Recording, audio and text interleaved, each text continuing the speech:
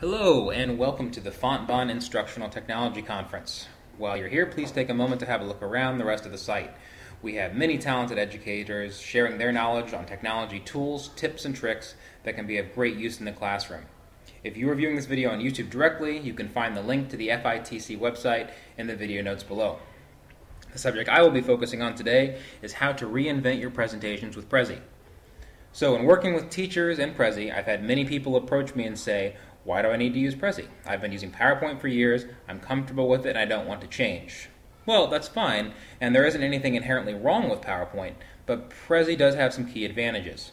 Number one, it is much more visually appealing and exciting. Now, of course, the information being presented is our number one priority, but if something as simple as switching my presentation tool can help me keep my students engaged, I'm all for it. Number two, it's free. That might not be a big deal if you already own PowerPoint yourself, but not all of us do. Plus, this gives any student with internet access the ability to create presentations at no cost. Number three, adding media, be it pictures, local video, or YouTube videos, is extremely simple, which allows you to focus on content and not the process of adding it.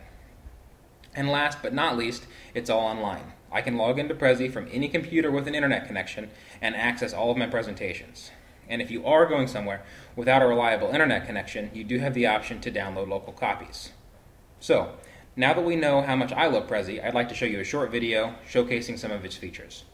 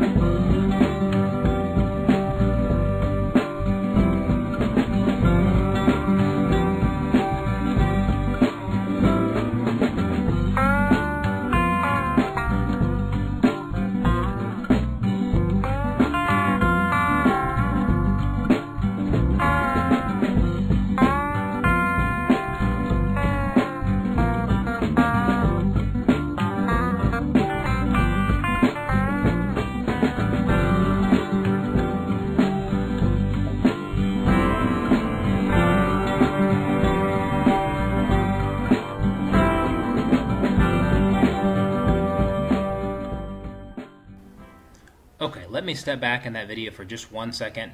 Enjoy, understand, and remember. I think these are three things that, as presenters, we would all love our audience to experience after hearing us speak. And I do believe that Prezi can help us to accomplish those goals. And it can help our students achieve them as well when they give their own presentations. My experiences with high school students have been very positive. Students seem to pick up on the program very quickly, and it seems to stimulate creativity more so than I've seen with PowerPoint presentations. Now, before we dive in, I'd like to show you a student example. Now, this is just a very basic student example, but I wanted to give you an idea of what student work can look like.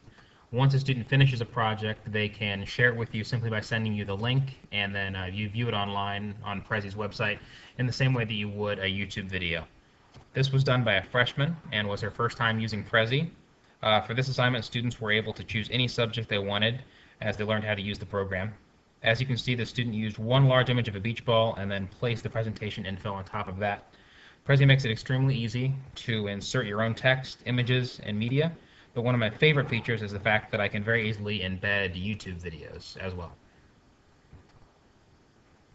In order to get started with Prezi, you'll need to go to Prezi.com and sign up with the username and password.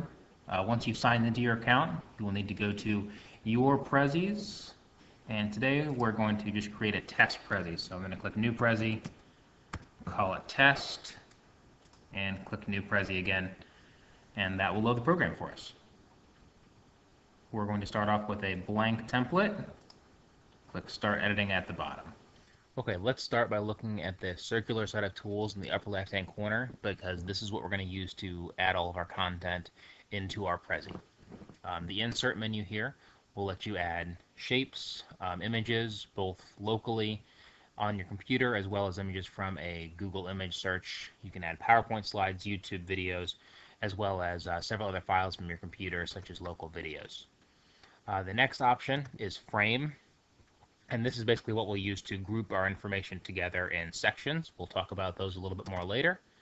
Path, once you start going through and actually choosing which order we're going to display our content in. And then last but not least will be colors and fonts. And this is kind of the same thing as a theme that you would use in PowerPoint. So if you choose any of these, it's going to apply this to your entire Prezi presentation. Now for today's demonstration, we're going to start with a completely blank canvas, and we're going to build just a very basic Prezi so you can get an idea of how some of the tools work. So you can actually just click once anywhere on the canvas, and that will open up a little text window here. And we're going to make this particular presentation about animals. You can change the style of text at the bottom. Once you're finished, you can just hit OK. Now if you click on this, you're going to see this little radial window here with some different options on it. You'll get this exact same option on anything that you click on, any item that you have inside your Prezi presentation. You'll have the little pencil in the lower right hand corner, which will let you edit. The trash can then will let you delete. Plus and minus will make this bigger or smaller. Now you can also click inside this little circular part of the window here and hold down. That will let you drag to make bigger or smaller. And if you click on the dotted lines on the outside, you can adjust the angle of your text. Now again, those will all work the same way for text as they will for pictures and for videos. If you click the hand in the middle, that will let you drag this around your presentation. So we're going to start off by inserting a picture. So if I click on the insert menu and I click on image, I have two different options. Select files, which will let you select a file locally on your computer if you already have one saved. But one of the nice features that's built in is you can actually search Google image search directly from Prezi. So if we type in panda and hit search, it's going to go out and do an image search for us automatically, and then we can choose from the list of pictures that it has. We just say OK on the right hand side, then it will automatically insert this into the presentation for us. Now again, as I said before, we can click on this, get the same tools that we had for the first option. So obviously we need to make this one a lot smaller. We can adjust the angle if we want to, and I am going to add a little text above this one as well. So let's move on to what it looks like to insert a YouTube video. For this one, we will say lion. Again, get that adjusted the way that we'd like. Same menu, we go to insert, and we go to YouTube video. It makes this very, very simple to do, much easier than doing the same thing in PowerPoint. Now I have a video pulled up over here already, and all you need to do is go to the top and grab the actual URL of the video, copy that, come back to your Prezi presentation, and paste that in. Once we click insert, it drops it straight into your presentation, and we can move it using the same tools that we used for the pictures and the text. Again, I think that is one of the great benefits of this, is that makes that such an easier process than it can be when trying to do it in PowerPoint. Now, I mentioned earlier the frames to kind of as a way to collect your information and keep it grouped together. So if we click on frame, we've got a couple different options for types. The top three here are just pretty much what they look like. The bottom one is hidden, so it's a way to group your information without actually showing a frame or border around them. For this, we're just going to go ahead and use the circle. We click on that and we can drag it around what we want to group together. Now, one other thing you'll see a lot of the time inside Prezi presentations is sort of the zooming in and out, and you can do that simply by using the plus and minus over here on the left-hand side with the magnifying glasses. So, I still have my frame selected. So for this example, we're just going to drag our canvas down a little bit, and I'm going to zoom in on the dot on this eye in animals, and we're going to hide some information in there. So we're going to go to insert again, and let me show you what it looks like if we do an image from our computer. So we just choose select files. It brings up our standard browse window here. I'm going to go into the sample pictures built into Windows. We have some animals. Yeah, here we go. We'll insert a koala. And it'll load the same way as our Google image did before.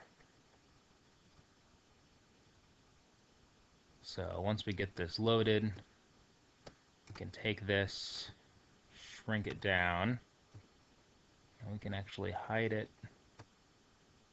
on this eye. So if we zoom out back to our normal view and you're giving this presentation, you're likely not even going to see the pictures there.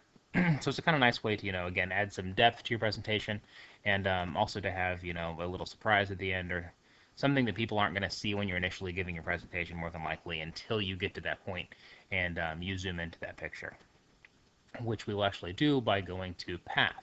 So let's start looking at Path over here on the left-hand side. If we click on Path, this is how you're going to build the order that your presentation will go through. And you simply start by choosing an item and clicking on it, and it's going to mark that as your first item. So you can see we get a little 1 next to it, and then on the left-hand side here, you can see what looks like almost like a PowerPoint slide. And this is where you'll start to see a lot of similarities between this and PowerPoint. As we start clicking on the next items in our path, we're going to see slides, or what basically look like slides, build up on the left-hand side. And that's the order that it's going to jump through from item to item.